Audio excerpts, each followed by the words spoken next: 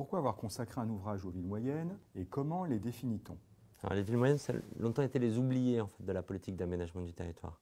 Ça fait un an qu'avec le nouveau ministère qui s'appelle le ministère de la Cohésion des Territoires, cet enjeu est revenu au premier plan.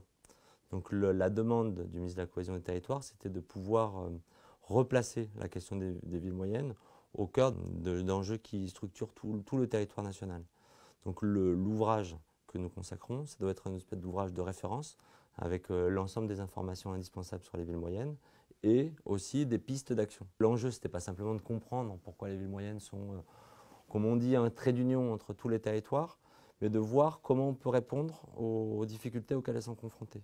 Quand on regarde la carte des villes moyennes, en fait, on s'aperçoit que sur environ 200 villes moyennes, il y en a un bon tiers qui est confronté à un grand nombre de difficultés économiques, des difficultés démographiques avec un dépeuplement, et puis des difficultés plus globalement de dynamisme. Voilà. Donc l'enjeu, c'était de faire le point sur ce sujet et d'arriver à outiller le gouvernement à un moment où il voulait lancer une politique publique. C'est le plan Action Cœur de Ville, dont l'objectif, c'est en se concentrant sur les enjeux des centres-villes de ces villes moyennes, d'arriver à redonner à toutes les villes moyennes des capacités de rebond. Dans une ville moyenne, il n'y a pas une définition des villes moyennes. Nous, on a décidé de retenir deux critères. Tout d'abord, un critère de taille. Une ville moyenne, par définition, c'est ni une petite ville, ni une grande ville. Donc les seuils qu'on a retenus, c'est les villes qui sont situées entre, grosso modo, 20 000 habitants et 200 000 habitants. C'est un premier critère, la taille. Le deuxième critère, c'est évidemment le rôle qu'elles jouent. Parce que ce qui fait que les villes moyennes sont un maillon essentiel de notre armature urbaine, c'est le fait que c'est une centralité, une polarité, là où les gens qui habitent dans les alentours se retrouvent pour aller faire des courses, pour aller faire leurs démarches administratives, aller au cinéma.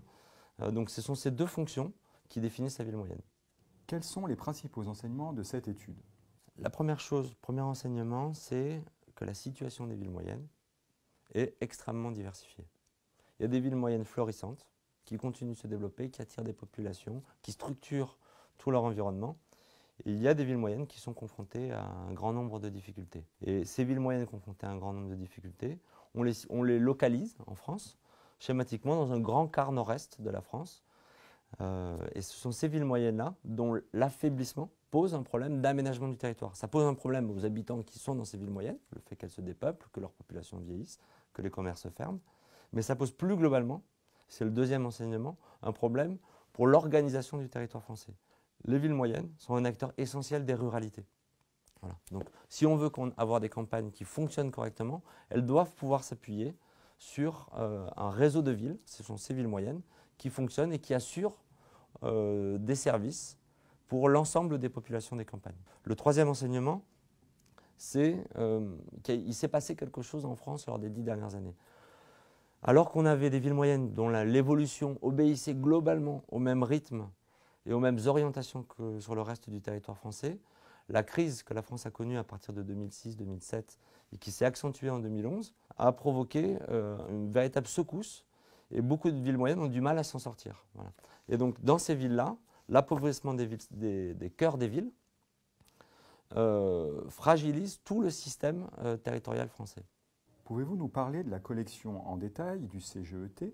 Quel sera le thème du prochain ouvrage? Le rôle du Commissariat général à l'égalité des territoires en général, un de ses rôles, c'est de permettre à tous les Français d'avoir accès à une information sur le fonctionnement du territoire national.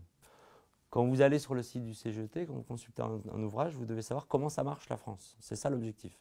Et donc c'est d'armer les habitants, les décideurs publics, des informations essentielles pour pouvoir agir sur le fonctionnement de ces territoires. À l'intérieur de cette grande compétence qui est informer le débat, en quelque sorte, la collection en détail, c'est réunir des ouvrages qui, comme son nom l'indique, vont dans le détail d'une question.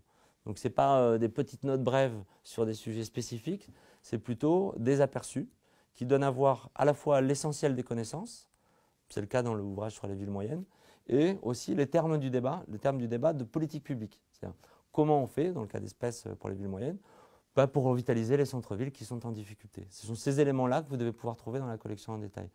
Le prochain ouvrage que nous allons éditer est consacré à un autre enjeu majeur pour le territoire national, celui des territoires industriels.